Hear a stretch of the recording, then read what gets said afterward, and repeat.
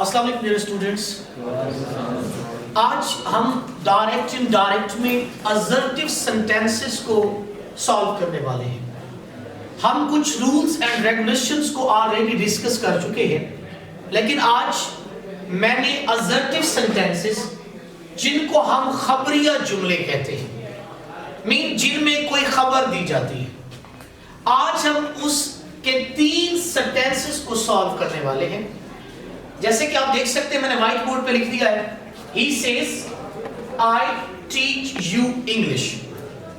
He said to me, I teach you English. And third tense, he said, pride hath a fall. 3 sentences. ہم سب سے پہلے اپنے پہلے sentence سے شروع کرتے ہیں.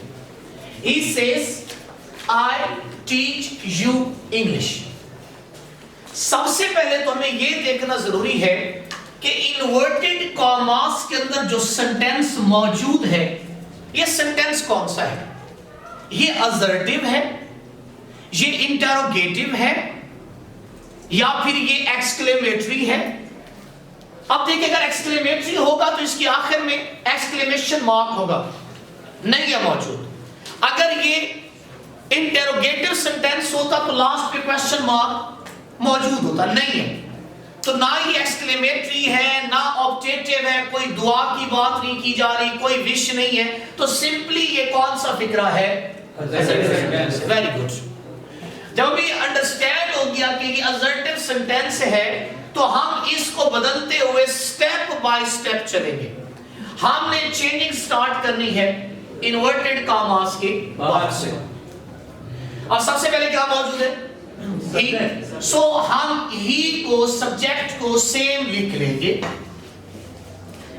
ہم اسٹیپ پہلے پہ ہی کو کلیئر کر لیں. Is it okay? اب سیکنڈ میں دیکھیے کہ کیا ورڈ موجود ہے؟ says ورب موجود ہے.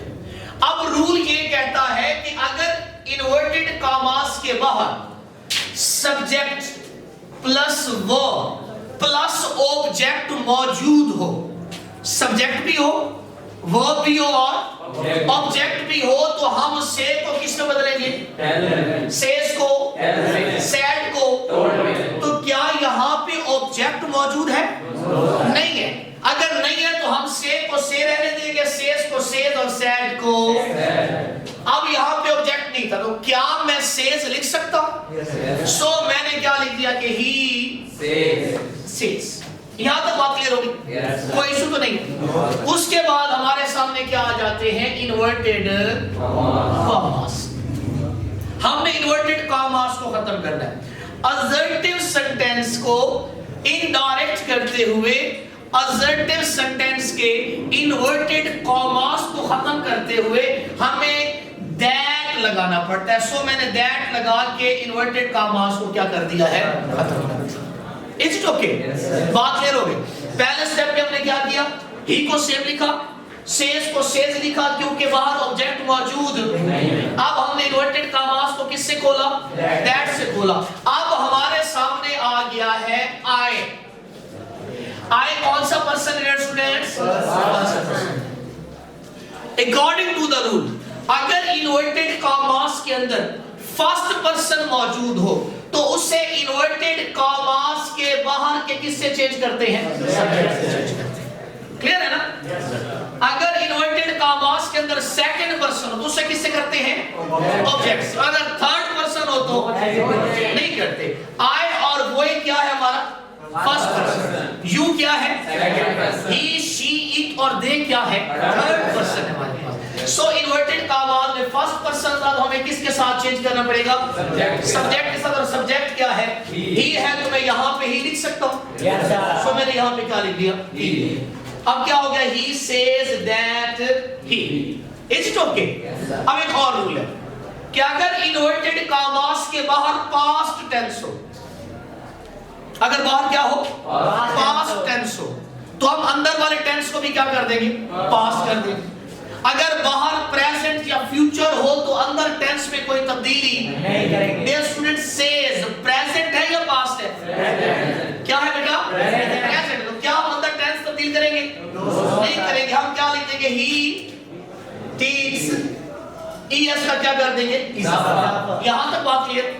अब क्या बचता है हमारे पास, यू कौन सा पर्सन है, सेकंड पर्सन, और सेकंड पर्सन को हमने किससे चेंज करना है, ऑब्जेक्ट मौजूद है नहीं है, तो हम यहाँ पे एज्यूम करेंगे कि यहाँ पे क्या मौजूद है, मी मौजूद है, ठीक है।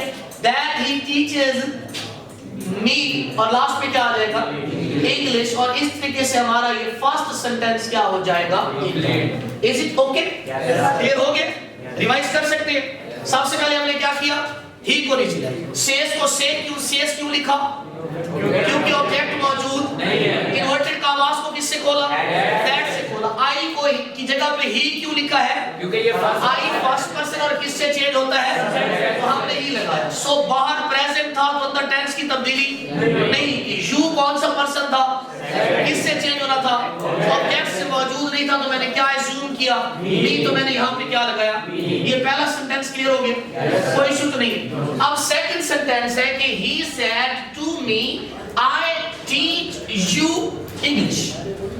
सेंटेंस वही है, सिर्फ इजाफा किस चीज का हो गया।